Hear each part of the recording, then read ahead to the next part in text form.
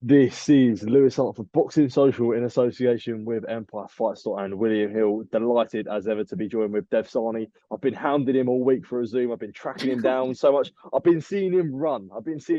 You actually have. So, we're That's finally mad. joining You him. actually have. Because we're from the same area. You have actually seen me running about in my Box Raw t-shirt. Shout out Box Raw. Send me another one. But yeah, we're here. We're here. Good to speak to you, mate. I know. I did see. I was driving back to my house and I saw I couldn't help but see this absolute machine catch my eye walking past, and I was like, "God, I didn't know where it was, man." And I see as it clocked me as you run past, like that's Dev. I mean, you're looking in tip-top shape, mate. I'm trying, mate. Look, I was stopping a lot of traffic that day. A lot of people do stop and go, "Is that really him? Could that be him?" There's no way it's him, but guys, it is me. You must be practicing for the Fight Day 5Ks, mate. Yeah, thankfully we don't do them. They're not a Queensberry tradition. So I'm if I'm ever called upon for that, I'll happily sort of stop halfway through.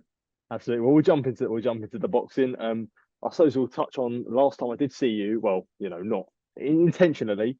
Tyson Fury versus Francis Ngannou launch press conference. Very, very, yourself hosting it. It must have been a really good experience for you. And what did you make of the whole presser as a whole? Yeah, look, you're right. It was mad for me. Like on a personal note, I was going to say this. Yeah, the biggest one I've done. Yeah, like on a personal note, it's the biggest one I've done. Like I wasn't sure that I'd get to do it. So it was good that they, the guys at Queensberry showed the faith in me and let me have it. And look, I think I did a good job, and I really enjoyed it. It's surreal being sat up there next to Tyson Fury, and it was brilliant. And the press conference itself, I thought was great. I mean, there's not a huge amount of animosity between Tyson Fury and Francis Ngannou, yet it still proved to be a very entertaining and at times fascinating press conference. Tyson Fury delving into the respect he has for Francis Ngannou's backstory, talking about the Mike Tyson element, all of this kind of stuff. Ngannou saying about how it's his dream to become boxing world champion. At the end, Tyson Fury demanding to see parts of Francis Ngannou's body. I mean, it had a bit of everything, Lewis. It had a bit of everything. I was going to say that, when you see that, you see the media turnout for that was, mate, that red carpet was absolutely ridiculous. Like I turned up, I didn't realize it was going on. I turned up like a little bit late to the red carpet. I just turned back straight away because there was no point, no way I was getting on it. So what did you make of the whole media reception and how the reception of the fight has gone so far? It's obviously a big fight, a huge event. You just like I had that, as I say, that privilege of being up on the stage and starting the press conference, hosting it, and looking out at all the crowd, all the media that was there. I've never hosted one to such a big amount of people like that before, and I've got to do some big ones so far. That's by far the biggest, and it's worthy of it. As much as maybe hardcore boxing fans may have a go at this fight and dig it out, this goes to a whole different audience, and I don't think people are necessarily, certainly not the hardcore boxing fans, I don't think they appreciate enough how important it is, how big it is for boxing to be opening up Riyadh season this year. That's a very, very big deal. And there's a bigger picture here, which could be just great news for boxing. So stick with us. This is a huge, huge fight. It's going to be a great event. Everyone's going to enjoy it.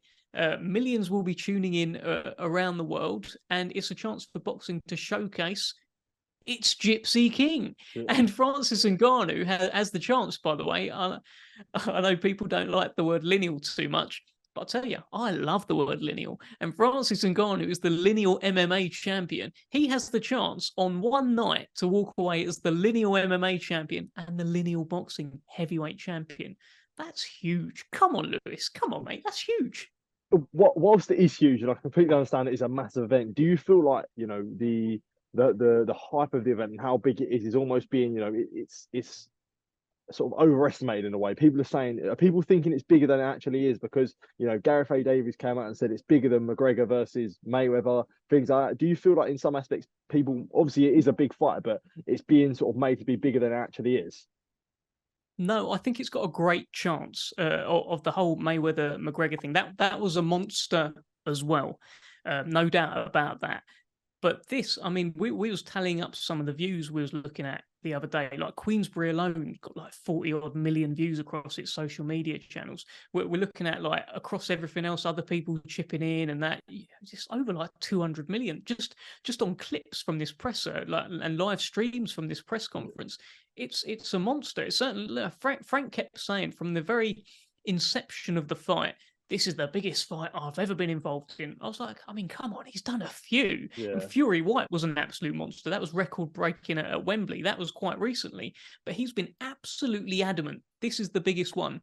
After seeing that press conference, after seeing the reaction, the following news stories, the views that have come in, I'd probably make him right.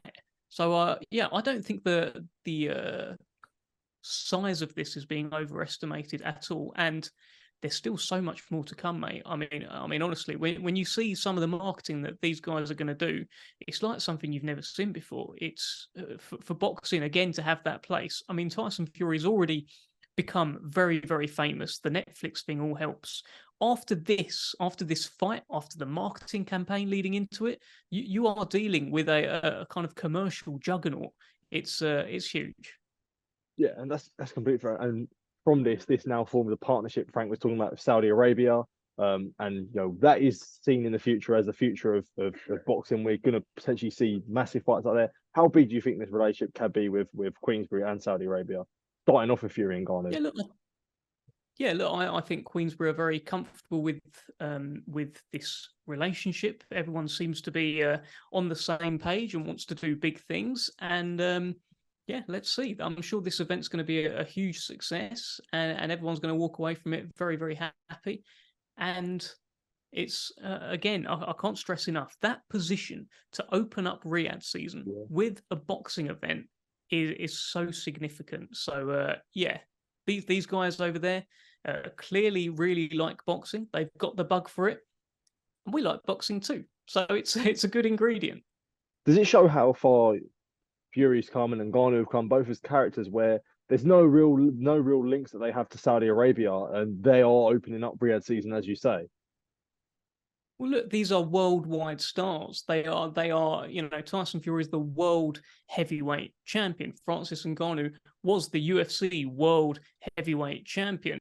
You touch so many parts of the world with this fight. And yeah, Saudi Arabia, they want to be involved in events like this. So absolutely, look, it's a point to the stardom of the fighters involved, but also the significance of the fight. It's quite a historic event when you think about it. Yeah. Lineal versus lineal, come on. Yeah.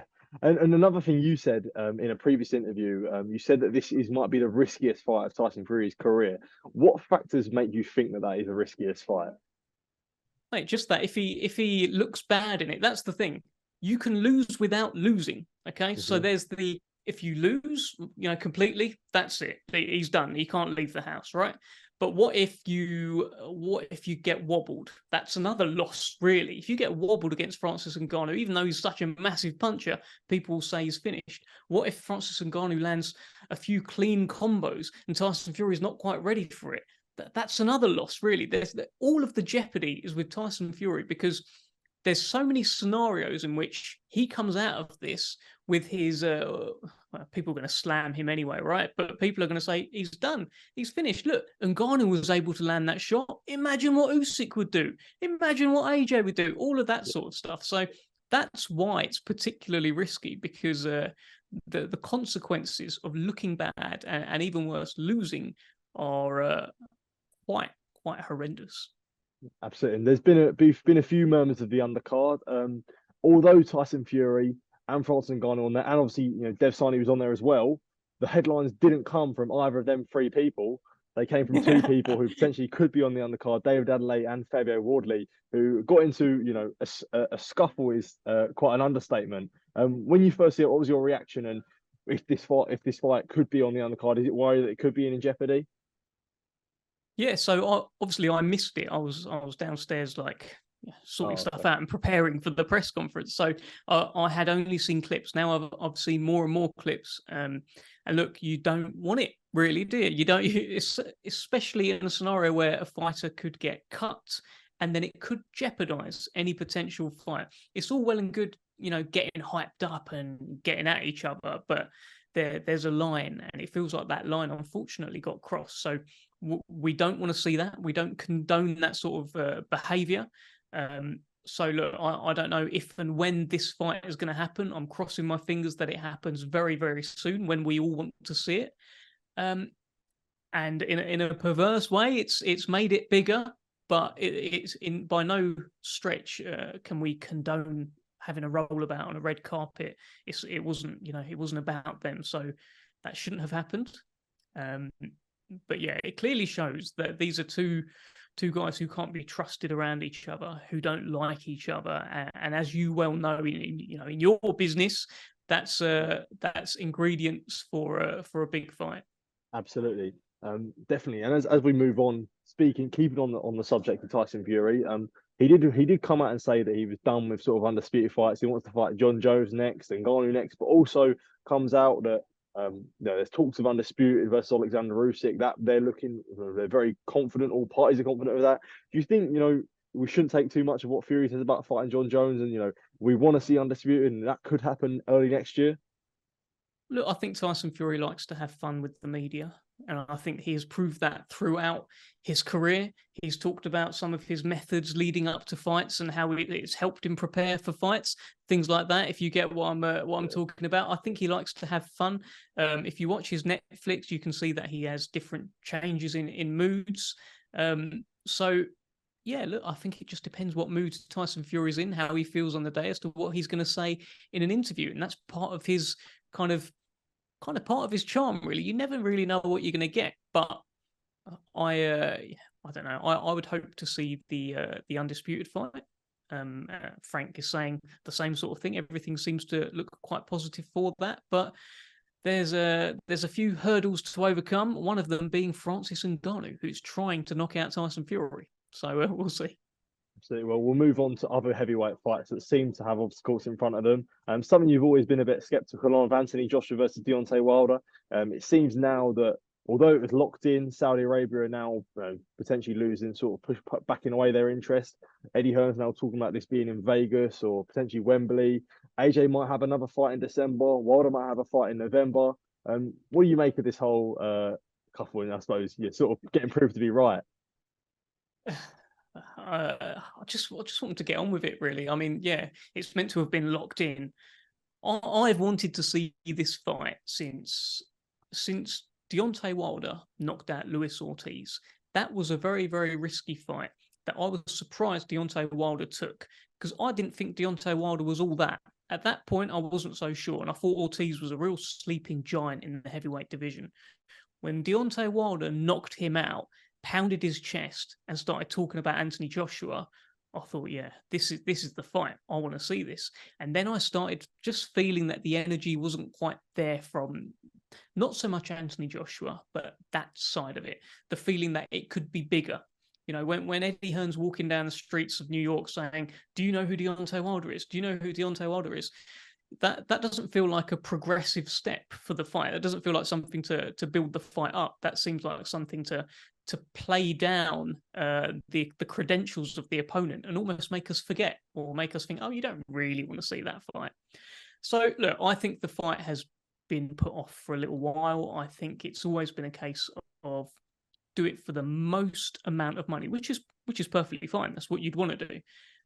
But I think this money that they maybe thought was on the table might not be on the table now, and maybe the figures that they talked about were the only sort of figures that they'd entertain to actually take that kind of risk. Yeah, I mean, some of the figures you heard about for that fight were obscene, like huge amounts of money. It's kind of like that's your last fight kind of money. But if that money suddenly gets halved, for example, is it still worth it? Do they still want to do it? We keep hearing about what a big fight it is. Do it at Wembley. Do it in Vegas. We all want to see it, right? So yeah, I just want them to get on with it. Do you feel like AJ has no way to go now? It has to be Deontay Wilder, or it has to be a big fight next for him. Do you feel like he's almost been No, backed into a corner? no, But what else could no. he do? I suppose.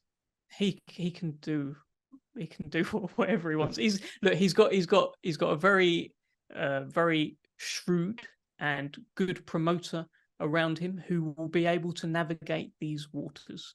Look, as I said at the time, I don't see the Deontay Wilder fight being next for Anthony Joshua.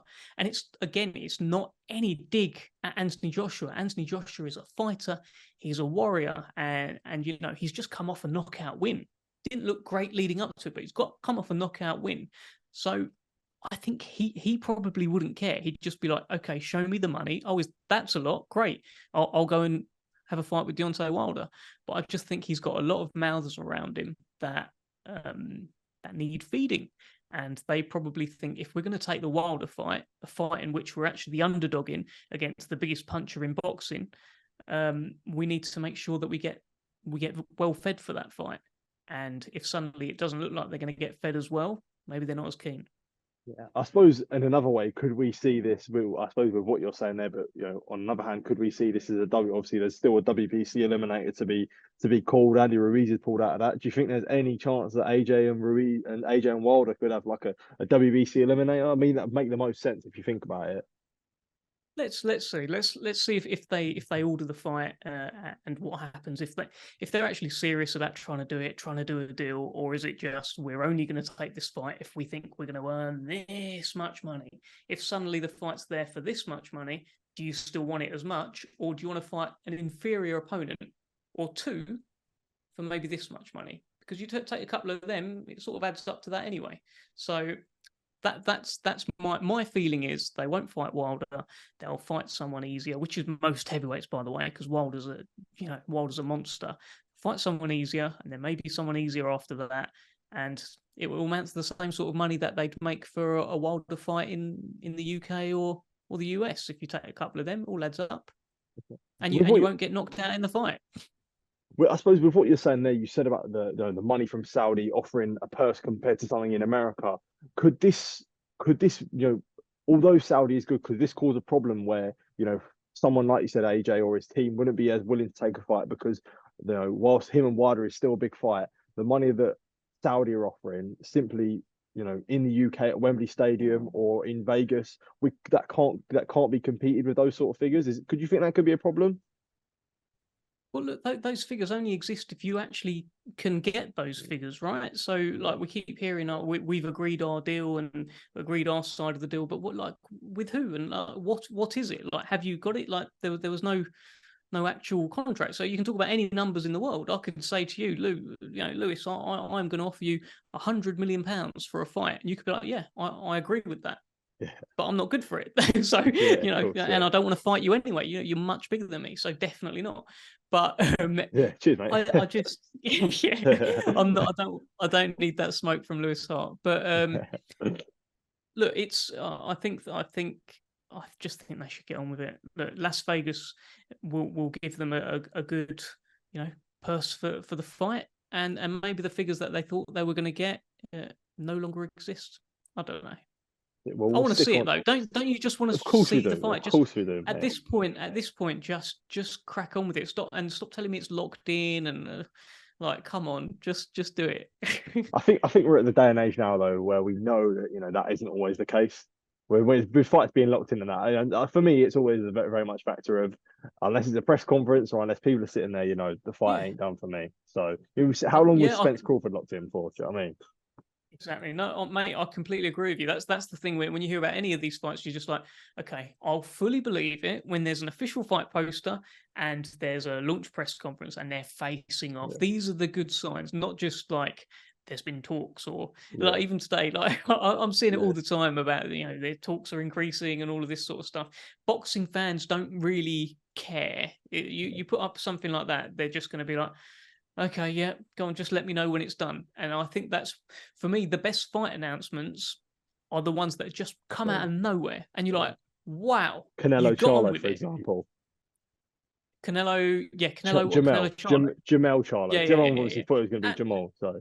And I'll tell you another one that came out of the blue. Canelo Khan when that one landed, Yeah. because all we were hearing about was like, oh, is Khan going to fight Kell Brook? Is it going to finally happen? And then suddenly, boom, Canelo Khan poster goes out. What? So I'd like to see some more surprises in announcements, and I think fans in general would. Absolutely. We'll stick on the topic heavyweight. It's been a very heavyweight focused chat, but we can't help but, we can't ignore the fact that there is a massive, massive heavyweight fight coming to London next weekend. Repeat or revenge is a simple answer for you. Joe Joyce takes on Zhilei Zhang. We got to see Zhang today. How excited are we for next Saturday? I'm very excited, mate. I mean, yeah, I saw Zhang today. Zhang landed in the UK. If you check the Queensberry socials, he had a message for Joe Joyce right down the camera. He said to him, "Hey Joe, chat shit again, get zanged again." Sort of follow on to his opening message ahead of the first fight. So, and I'll tell you, like being around them, because I saw Joe the other day at the Fury and Ngannou press conference. Joe looks bigger. He looks thicker. He looks heavier. Zhang, for me, looked a little bit lighter than what he did the first time. So I wonder how that's going to tally up in terms of weight, because I think there was about a stone between them for the first fight. Was, yeah. I don't know if there's going to be much at all in this one. I'm very, very interested, but it feels like Joe Joyce has taken on board the whole thing about, oh, we came in too light, and it feels like he's gone back to juggernaut weight. And juggernaut weight, even though he's often talking about it's not being his optimum weight against Joseph Parker, I think that probably was his optimum weight, because he looked like a machine in there. Took a few, but landed plenty as well and got him out of there. So it's such a good fight, and we already know how good it is. We've seen Zhang shock the world. So the last time Joe Joyce was an underdog like this, the last time he had people writing him off like this, saying he's no good, he's too old, he's too slow, he gets hit too often, was before he boxed Daniel Dubois. And he put on, for me, a career best performance in that fight, evaded all the big power shots and stuck to his boxing. If he can do that against Zhilei Zhang, he's got a great chance. Well, we'll touch on I know we'll be catching up next week about this, so just go run through it briefly. But we've got one big bang on the main event, but we need to talk about the big bang on the undercard. Pierce O'Leary is back in a brilliant fight. I spoke to him yesterday. Yeah. He's bang up for it. That's a great fight for Pierce. He's big bang up for it. He's big bang up for it, mate. I'm a big fan of Pierce O'Leary. Like when you just like talk to him, you just see how serious he is. And he's the sort of guy who spends all this time like away from his family, and he's fighting for his family, and he's always thinking about his family and that. And he brings all of that into it, takes all of that into the ring with him. He's just a serious, intense guy and a very serious fighter. And the opponent is a good opponent. This is one of those measuring stick kind of opponents where he's coming off a good win himself as well, Kane Gardner. So good, intriguing fight. And if he carries on in the vein of form that he's in, Pierce O'Leary, it won't be long till he has a world title around his waist. He hits so hard, and I can't believe he's like 22 years old. He's got an aura about him, like he's like late 20s. There's something much more manly. His sort of wisdom he's got, the way he speaks, sort of beguiles his years. So he's a good talent. And we actually do see Aloys Jr. and Tommy Fletcher sharing a card. We know their history. I'm sure if there is a press conference, you're gonna bring the smoke. And you're gonna try and get them rolled up, both to try and get a back and forth with them. Yeah, look, I don't think it will take much stirring between them. Like, there's been a bit of back and forth on social media. You got two young cruiserweight prospects there. Both have had under 10 fights, maybe even under 5 fights. I need to double check that. They haven't had many at all. And both hit very hard, both look the part, and both believe they can beat each other. They've sparred before as well, and I'm sure both will have plenty to say about what has happened in those spars. So, I'm hyped about that. We can't do it yet, though. Like, we've got to build that one up. I know everyone's like, oh, just chuck them in, do it now. What's the problem? No, definitely not. Because that's the sort of fight you build them both up, keep them unbeaten, keep them knocking people out, and then suddenly, bang, you get a big one. So, yeah. Do you think it is like they're on a collision course in a way and they're definitely going to meet? I think it's inevitable. They're both under the same promotional banner. They're both very, very good fighters. I can't see either of them taking a loss anytime soon. I just think it's inevitable, and it's good to start those sorts of conversations now, so that when they do clash, it will have been talked about for a little while, and they'll make the most money that they can from it. We also see the Noakes brothers on the undercard as well, and also a return of Anthony Yarde, which I'm sure everyone is excited for. Not obviously he has a bit of issue with Ricky, so it's not going to be Ricky Summers anymore. But good to get Yarde back out there, and obviously see the Noakes brothers as well.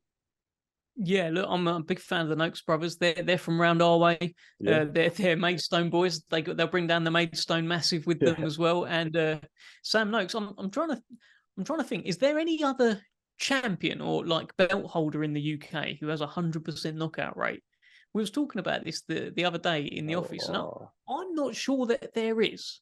Like, I'm trying. Yeah, I can't think of anyone.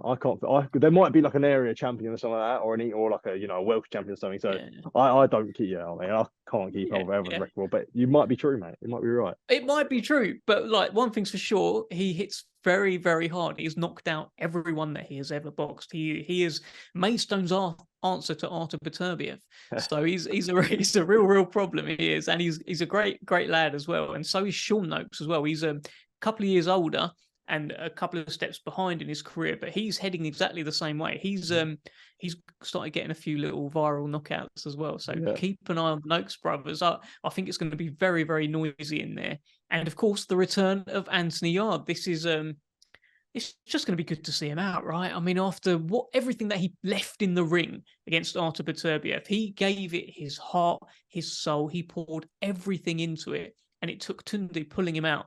Otherwise, he'd probably still be there right now trying to knock out Artur Beterbiev. It's one of those ones. So it'd be great to see him. I think right now he has become one of the biggest stars in British boxing. And I think after that last fight and that performance, he has all of British boxing's respect. That hasn't necessarily always been the case, but I think they're there now. Anthony Yarde is there, Tunde Ajayi is there, and good for them. Be good to see him out, and hopefully, look, let's keep an eye on that Buatsi Aziz fight. I was literally just about to say that. You think he's keeping an eye on it? Then he has to be. Look, we'll ask him this week if next week if he is keeping an eye on it. I'm not sure what he'll say. He'll probably just say I'm keeping an eye on myself. Like some fighters just do that, but.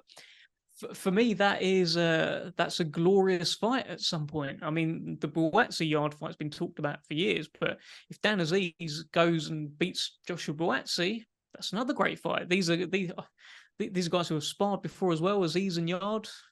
I think we're in a good spot.